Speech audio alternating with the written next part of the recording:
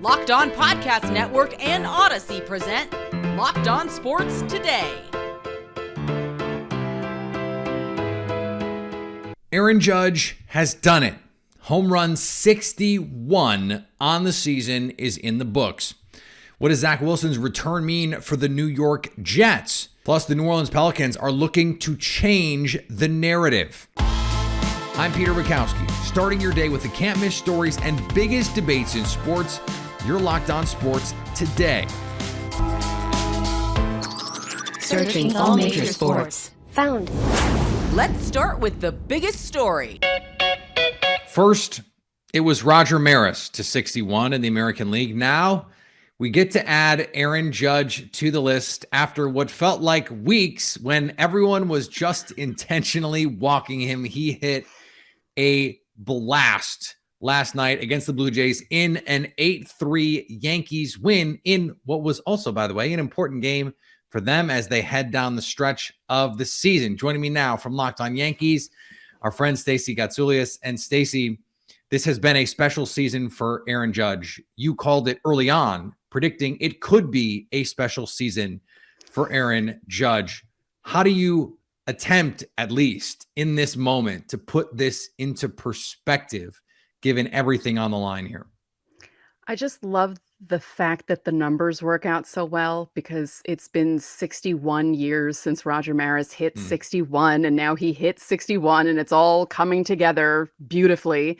And it's not just that he hit 61 home runs. I mean, he's in the running for the Triple Crown. He's having one of the best offensive seasons we've seen in a while. And it's been a joy to watch because he's changed his game a bit.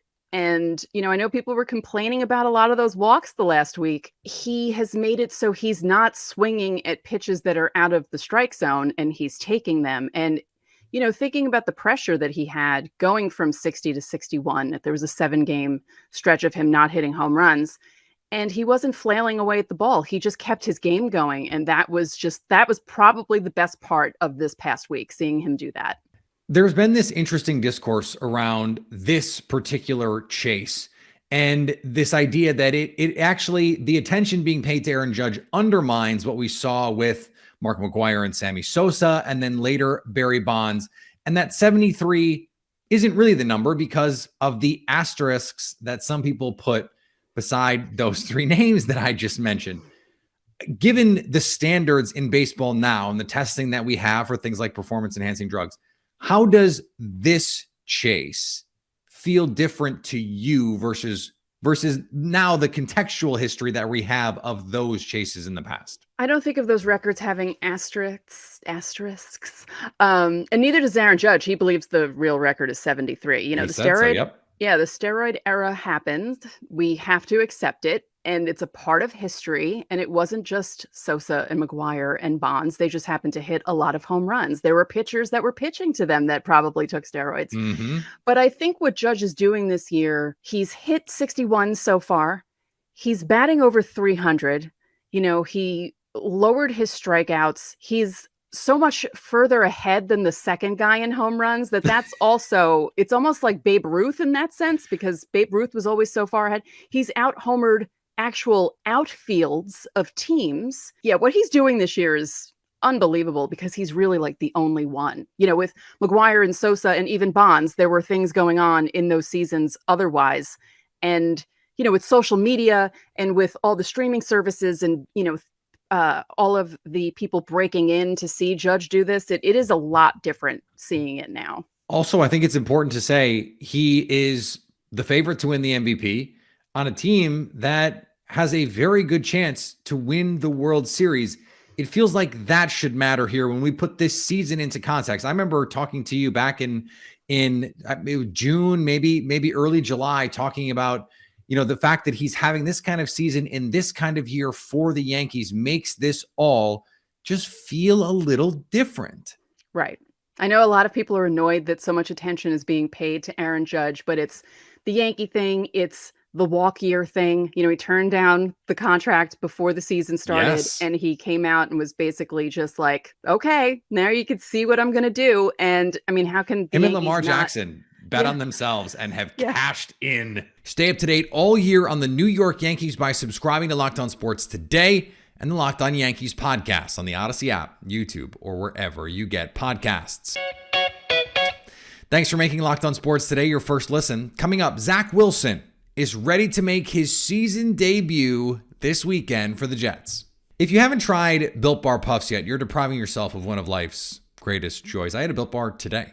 I eat them almost every day because they're delicious. And they're not just delicious. They're delicious and fuel for your body. My latest obsession is the cookie dough chunk puff.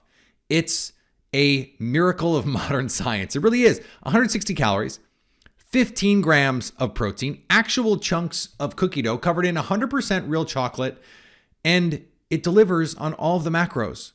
It gives me a protein-infused marshmallow. I'm going to repeat that.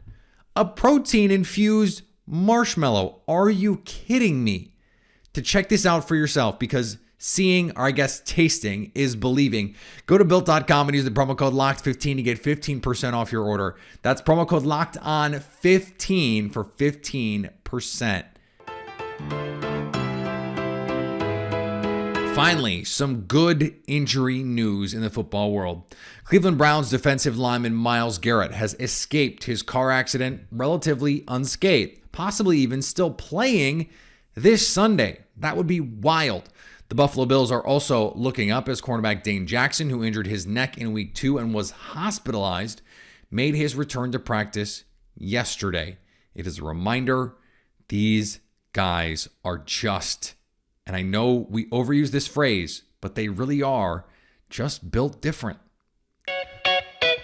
LeBron James, Kevin Love, and Draymond Green are part of an ownership group in Major League Pickleball. The league is expanding from 12 teams to 16.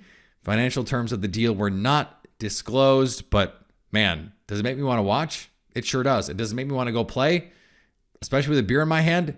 It sure does. The UFC announced last night that this Saturday's card will be closed to both the public and the media. UFC President Dana White wouldn't initially say, but later confirmed that this change is because Meta CEO Mark Zuckerberg rented out the Apex Arena. Here's to hoping that we get to see Zuckerberg step into the octagon. Imagine that. Hurricane Ian has made contact with Florida, and we hope all of you affected are staying safe and indoors. The NFL has announced that if the Sunday night football game between the Kansas City Chiefs and Tampa Bay Buccaneers needs to move from Tampa, that it will be played in Minneapolis. The series this weekend between the New York Mets and Atlanta Braves to potentially decide the NL East is also looking for alternatives. The New York Jets are on Locked On Sports today for something good in what might be a first for our program. Zach Wilson is going to play this week, according to his coach, after sitting out the first 3 weeks of the season. So our pal John Butchko from Locked On Jets is here to talk about it. I promised him at some point we would talk about something good that happened to the New York Jets. And here we are, John. Hey, look at us. Who would have thought, right? Not me, but here we are. And so what are you expecting from Wilson in this week? Not just long-term, but this week. Give yourself a little credit, Peter, because you were the one who kept telling me, John, at some point you're going to come on and it's going to be good news. You were a man of your word, and I doubted you. We have good news, though. Zach Wilson is back. I think you're looking for credible quarterback play. Look, he missed the first 3 weeks of the season. Last year was very up and down, and frankly, there was more down than up. You know, you look at some of the young quarterbacks who have succeeded in this league. Some of them have had big second seasons. You think a few years back, Patrick Mahomes, Lamar Jackson, both of those guys won MVPs. I think it was year 2. That's not a realistic expectation for Zach Wilson. I think for where he's starting from, I think you look at the supporting cast, which is not terrible, but it's not on the level that it's going to lift him up. And another issue is that the Jets do have a problem at the tackle position. They just placed George Fant. I'm going into the bad news. I shouldn't be doing this, Peter, but they just placed George Fant on IR. That is the third tackle the Jets have placed on IR. Their top 3 tackles are all on injured reserve. Mekhi Becton, Dwayne Brown before him. That means Connor McDermott's going to be starting at left tackle. That's not good. You have a rookie 4th rounder, Max Mitchell, starting at right tackle. I think in context for a rookie 4th rounder, he hasn't been bad, but that's grading on a curve. Jets have issues at the tackle position. They're going to have to work around them.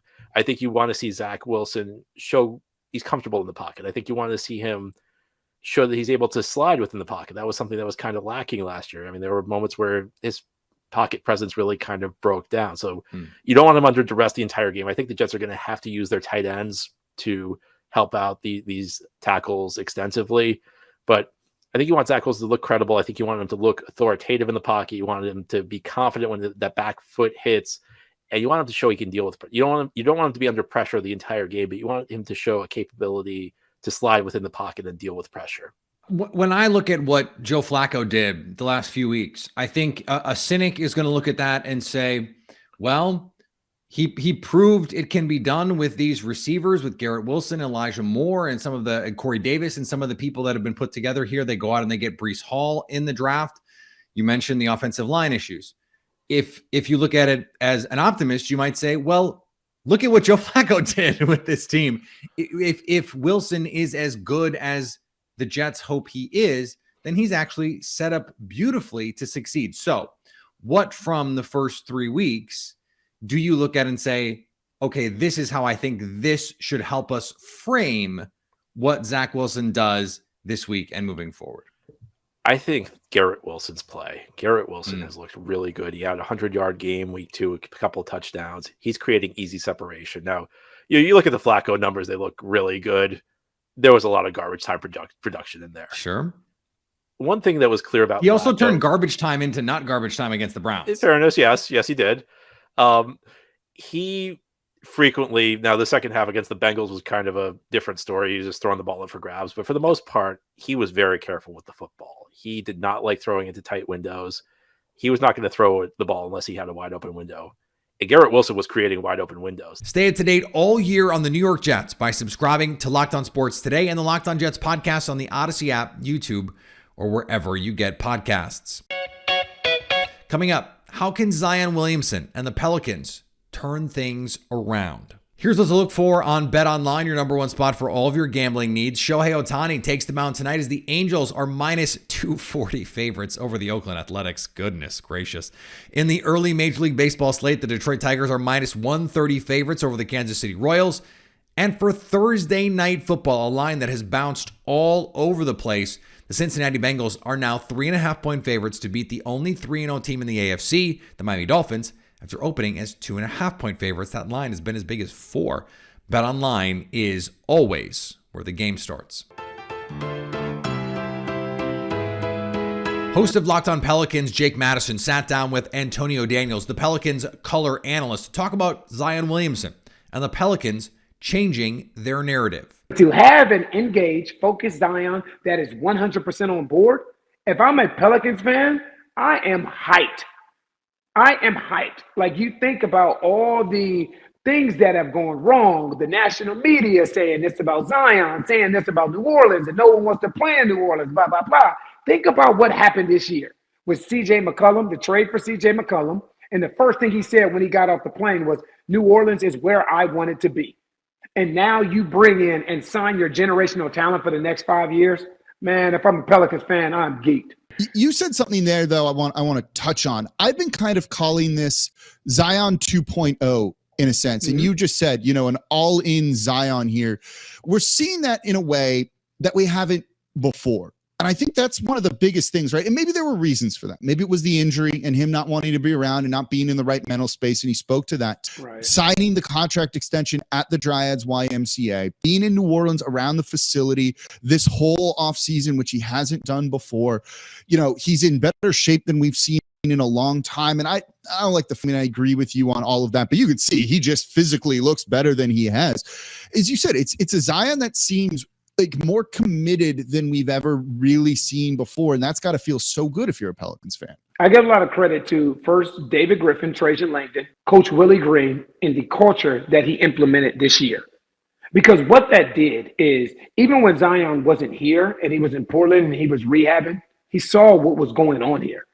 So then when he comes back here and he's at shoot-around and he's at practices and you see the way that Willie Green conducts himself, you see the way that he empowers his coaches, the way that he communicates with his players.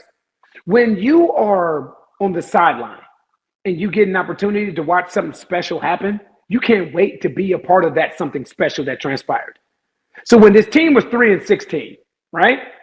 Completely different thought process at that time to what it was when this team won 2 play-in games versus San Antonio Spurs and then the LA Clippers, and then went into Phoenix and won game 2.